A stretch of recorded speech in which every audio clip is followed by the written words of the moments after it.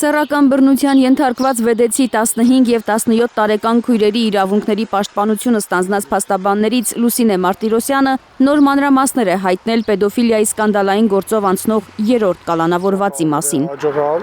Ընտանիքի բարերար ներկայացած Վարդգեսը մեղադրվում է անչափահաս քույրերից փոքրի նկատմամբ անառակաբարո արարք կատարելու համար։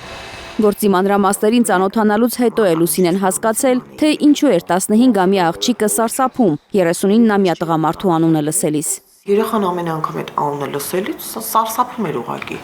Պարզվել է, որ փետրվարին Վեդիում անչափահասի նկատմամբ սեքսուալ բնույթի գործողություններ կատարելու կասկածանքով ձերբակալված կարճ ժամանակ անց բաց թողնված անձը բարերար ներկայացած Վարդգեսն է եղել։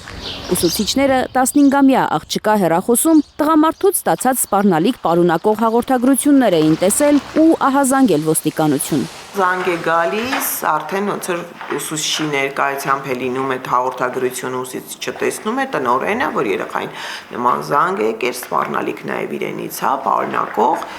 Այդ ժամանակ արդեն Վարդգեսը իմացել է, որ տաքսու վարորդը սեռական ոտնձգություն է թույլ տվել 15-ամյա աղջկա նկատմամբ։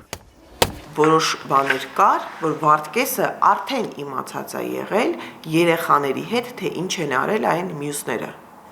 մասնավորապես Դավիթը։ Կալանավորվելուց առաջ Վարդգեսն էլ է խոստովանել, աղջիկն իրեն ասել է, որ 65-ամյա Դավիթը ինչ-որ բան է արել իր հետ։ Հունվար ամսին է եղել։ Չողակի ասել է, թե ինչ-որ բան է եղել։ Ես կարող եմ այդ երեխան ինչ-որ բան ուրիշ ձև է ներկայացնում։ Պապաներ մեծ թե ինք։ Փաստաբանը կասկածում է, որ ճշմարտությունն է ասում պեդոֆիլիայի գործով անցնող տղամարդը։ Կարծում է, որ նա միտումնավոր է թաքցրել երեխաների նկատմամբ սեքսուալ բնույթի սարսափազդու արարքը։ Նպատակը կարծում եմ այն իր կապի պահպանումն է։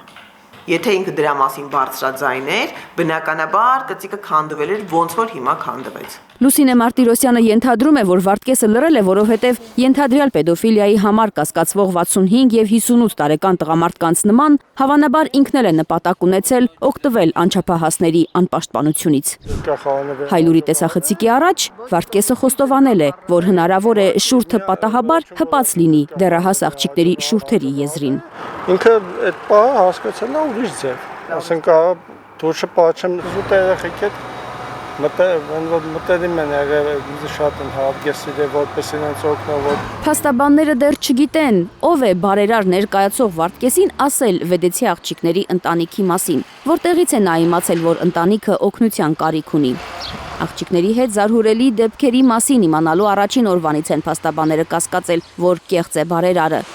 Դիմակը պատրելը դժվար չի եղել։ Դատալեքսից տեղեկացել են, որ 2015-ին անչափահասի հետ սեքսուալ բնույթի գործողություն կատարելու գործով մեղադրվել է 39-ամյա տղամարդը։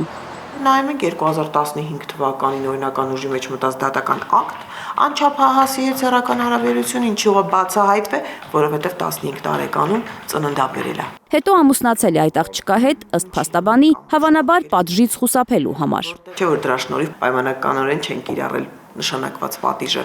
Թերեզա Կադաևչյան, Հայկ Ավանեսյան, Աշոտ Մնոյան, Հարություն Մաթևոսյան, Հայլուր։ Դավիթին չեն է ձեռնարկել։